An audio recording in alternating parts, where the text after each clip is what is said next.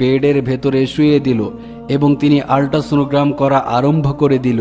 তিনি যখন আল্ট্রাসোনোগ্রাম করছিলেন তখন তাকে স্বাভাবিক দেখা যাচ্ছিল, কিন্তু যখন তিনি পেটের ভেতরে আল্ট্রাসোনোগ্রাম মেশিনটা ধরলেন তখন তিনি অবাক এবং বিস্ময়ের স্বরে বললেন, আস্তাগফিরুল্লাহ, আস্তাগফিরুল্লাহ, এ আমি কি দেখতে পাচ্ছি?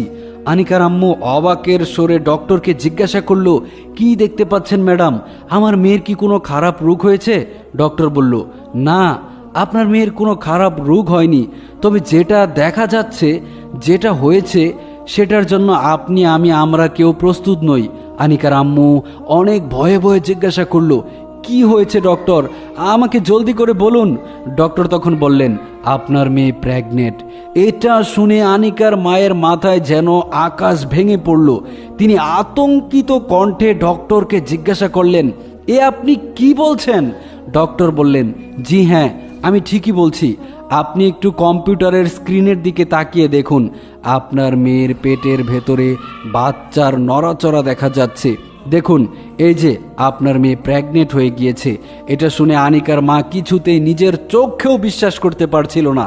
তিনি বারবার ডক্টরকে বলছিলেন, আপনার বোধহয় কোথাও ভুল হচ্ছে, আপনি একটু ভালো করে পরীক্ষা করে দেখুন ম্যাডাম। আমার মেয়ে তো কখনোই কোনো পুরুষের কাছে যায়নি।